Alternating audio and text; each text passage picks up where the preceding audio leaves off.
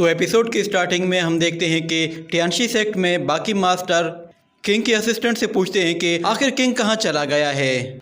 तो किंग की असिस्टेंट उनसे कहती है कि मुझे भी उनके बारे में कुछ नहीं पता, आप प्लीज़ उनका वेट करें, जब तक वो नहीं आ जाते आप लोग सिर्फ इंतज़ार कर सकते हैं।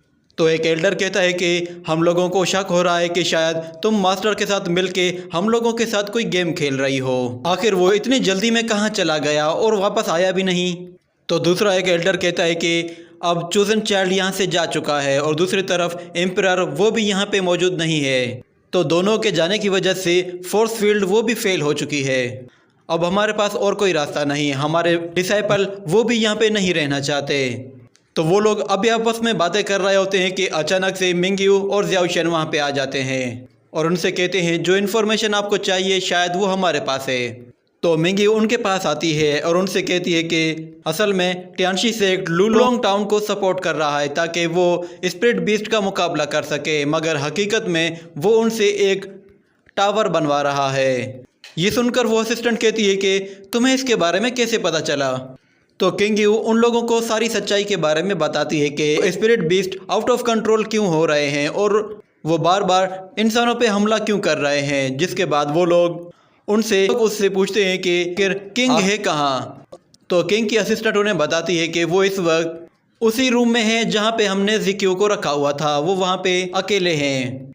तो किंगयू ज़ियाओशन के साथ वहाँ पे चली जाती है। तो जैसे ही ज़ियाओशन वहाँ एंटर करता है तो उसकी डिवाइन पावर की वजह से उस रूम के दरवाजे अनलॉक हो जाते हैं और फिर वो उसके अंदर चला जाता है। जिसके बाद हम देखते हैं किंग अंदर खड़ा हुआ होता है और उसके हाथ में 3 अलग कलर की एनर्जी बॉल्स होती हैं और फिर जैसे ही उसे ज़ियाओशन की आवाज़ सुनाई देती है तो वो कहता है वहाँ पे कौन है। तो किंग उसे जैसे ही देखता है तो वो उससे पूछता है कि आपको कैसे पता चला कि मैं यहाँ पे हूँ। तो ज़ियाओशन उससे पूछता है कि मैं एक डाइटी हूँ, मुझे सब कुछ पता है, तुम्हें तो ये पूछना चाहिए था कि मैं यहाँ पे आया क्यों हूँ। तो किंग कहता है कि आप यहाँ पे आए हैं, मुझे बहुत ही खुशी हो रही है, मगर ज़ियाओशन उससे गुस्से में कहता है कि चोजन चाइल्ड तुम्हारी वजह से कायू के हाथ लग गया था और ऊपर से तुम्हारी वजह से मैं बुरी तरीके से इंजर्ड भी हुआ था। तो किंग ये सुनकर कहता है कि प्लीज़ मुझे माफ़ कर दीजिए, आप मुझे उसके लिए जो भी पनिशमेंट देंगे मैं एक्सेप्ट करूँगा, मगर प्लीज़ मुझे बताइए कि वो चोजन चाइल्ड है कहाँ। तो ज़ियाओशन कहता है कि हमने उसे रिकवर कर लिया है। ये सुनते ही वो खुश होने लगता है और कहता है कि प्लीज़ मुझे उसके पास ले चलें, मगर ज़ियाओशन उसे मना कर देता है और कहता है कि उसकी जिम्मेदारी अब मेरी है, इसलिए तुम्हें घबराने की कोई ज़रूरत नहीं। तो किंग कहता है कि क्या आपको ये जिम्मेदारी एम्परर ने दी है। तो ज़ियाओशन दिल में सोचने लगता है और वो कहता है कि जैसे मुझे किंगयू ने समझाया था शायद मुझे वैसे ही करना चाहिए। ये सोचकर वो उससे कहता है कि पिछले कुछ दिनों में तुमने बहुत सारे रूल्स तोड़े हैं जिसकी वजह से डाइटी लॉर्ड वो बहुत ज़्यादा गुस्से में हैं, क्योंकि सिर्फ तुम्हारी वजह से उनके प्लान में बहुत ज़्यादा डिले हो रहा है। ये सुनकर किंग उसके आगे झुक जाता है और वो कहता है कि डाइटी लॉर्ड की ख्वाहिश को पूरा करने के लिए टियानशी सेक्ट ने अपनी पूरी कोशिश की है। जिसके बाद ज़ियाओशन कहता है हम लोग जैसे तैसे ज़िक्यू को वापस ले आए हैं, अब मुझे बताओ कि तुम अब क्या करना चाहते हो। तो किंग कहता है आप ये मुझसे क्यों पूछ रहे हैं। तो ज़ियाओशन उसे गुस्से में कहता है तुम जानते हो मैं तुमसे क्यों पूछ रहा हूँ। चोजन चाइल्ड वो एक गॉड गिफ्टेड लड़का है और उसकी पावर्स के बगैर फोर्स फील्ड काम नहीं कर सकती। तुम्हें तो मुझे थैंक्स कहना चाहिए क्योंकि मेरी वजह से डाइटी लॉर्ड का प्लान जो है वो ख़राब नहीं हुआ। ये सुनकर किंग उसे थैंक यू कहता है। जिसके बाद ज़ियाओशन उससे कहता है कि मुझे एम्परर ने कहा था कि मैं तुम्हारे पास यहाँ पे आकर उस फोर्स फील्ड की रिपोर्ट लूँ, अगर तुम मुझे दूसरी बातों में घुमा फिरा रहे हो मैं ये बातें एम्परर को जाकर ज़रूर बताऊँगा, उसके बाद वो जाने और तुम जानो। तो किंग उससे सॉरी कहता है और कहता है कि वो फोर्स फील्ड उसे मेंटेन करने के लिए हम लोग ज़िक्यू की स्पिरिचुअल पावर को यूज़ कर रहे थे और अब हम लोगों ने वो टावर बनाकर तैयार कर लिया है और ज़िक्यू उसकी फोर्स फील्ड का सेंटर होगा और जैसे ही वो फोर्स फील्ड एक्टिवेट होगी तो उससे 9 स्प्रिंग वीक हो जाएगी, जिसकी वजह से डेविल डूम की सारी पावर्स ख़त्म हो जाएंगी और फिर ह्यूमंस डाइटीज के साथ हाथ मिलाकर डीमंस का काम तमाम कर देंगे। इस तरह हम लोग ह्यूमन रियलम को 10,000 सालों तक सेफ रख सकते हैं। तो किंगयू बाहर खड़ी ये बातें सुन रही थी और फिर वो कहती है ये तो सभी डीमंस को मारना चाहते हैं। तो ज़ियाओशन उससे पूछता है कि ये मिशन कंप्लीट होने के बाद जब मैं डाइटी रियलम में वापस चला जाऊंगा तो फिर तुम इन स्पिरिट बीस्ट को किस तरह हैंडल करोगे। तो किंग उससे कहता है कि तुम्हें घबराने की कोई ज़रूरत नहीं, मुझे एम्परर ने एक ऐसी टेक्निक सिखाई है जिसकी मदद से मैं उन्हें कंट्रोल कर सकता हूँ। और जहाँ तक ज़िक्यू की बात है तो उसे अपनी कुर्बानी देनी होगी ताकि वो डीमन सेक्ट को डिस्ट्रॉय कर सके। ये सुनते ही किंग यू अंदर आ जाती है और किंग के गर्दन पे स्वॉर्ड रखती है और कहती है कि तुम्हें दूसरों की ज़िंदगी की कोई परवाह नहीं।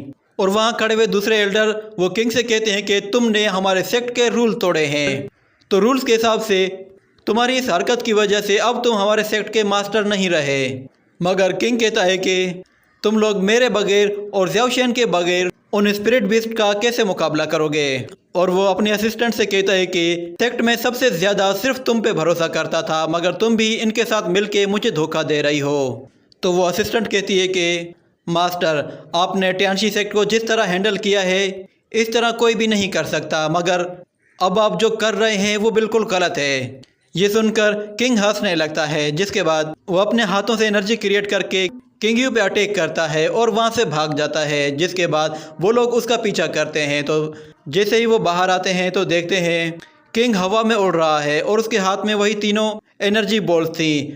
तो किंग उनकी मदद से एक फॉर्मेशन क्रिएट करके उन तीनों बॉल्स को एब्जॉर्ब कर लेता है, मगर वो ज़्याओशेन और किंग यू का मुकाबला नहीं कर सकता था। जिसके बाद वो उन तीनों बॉल्स को अपनी बॉडी से बाहर निकाल देता है और वो तीनों बॉल्स हवा में ऊपर चले जाती हैं और उन बॉल्स से स्पिरिट बीस्ट बाहर आते हैं। जिसके बाद वो किंग को हवा में ऊपर उठा लेते हैं। तो देखते ही देखते किंग वहाँ से गायब हो जाता है। ये देखकर वो लोग भी बहुत ही हैरान होते हैं कि वो कहाँ चला गया। जिसके बाद ये सीन यहीं पे कट होता है। अगले सीन में हम देखते हैं मुआन और सांग्यू, वो दोनों एक ही रूम में होते हैं। जिसके बाद सांग्यू दिल ही दिल में कहता है कि आज मौका बहुत ही अच्छा है, मुझे अपनी बात कह देनी चाहिए। ये कहकर वो मुआन का हाथ पकड़ लेता है और उससे कहता है कि क्या तुम्हारे पास थोड़ा सा टाइम है, मैं तुमसे कुछ कहना चाहता हूँ। ये कहने के बाद वो थोड़ा सा कंफ्यूज हो जाता है और फिर मुश्किल से हिम्मत जुटाकर उससे कहता है कि तुम जानती हो कि मैं हमेशा तुम्हारे साथ ही रहता हूँ और तुम्हारे साथ बहुत ही अच्छा बर्ताव करता हूँ, और भले कुछ भी हो जाए मैं अपने आप को कभी भी नहीं बदलूँगा। ये सुनकर मुआन कहती है कि हाँ ठीक है।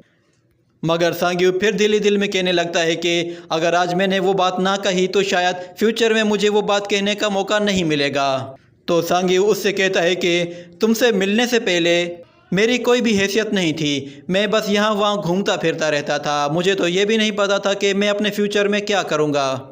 मगर जब से मैं तुमसे मिला हूँ तब से मैंने मोनियान का बदला भी लिया है और इसके अलावा मैंने अपने गांव के लोगों का इलाज भी किया है, जिसकी वजह से वो सब मेरी बहुत रिस्पेक्ट करते हैं। और इसके अलावा मैं अब एक गार्ड भी बन चुका हूँ। तो ये सब कुछ सिर्फ तुम्हारी वजह से हुआ है।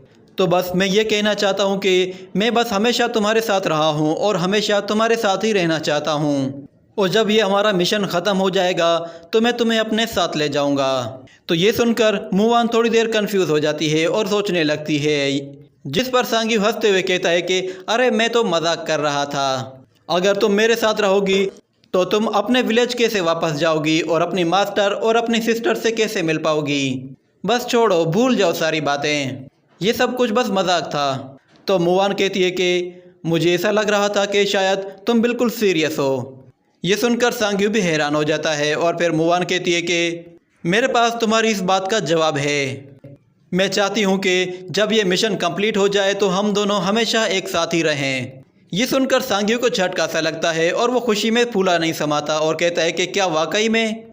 तो मुआन उसके पास आती है और उसके गले लग जाती है। और इसी के साथ ये एपिसोड भी यहीं पे ख़त्म हो जाता है।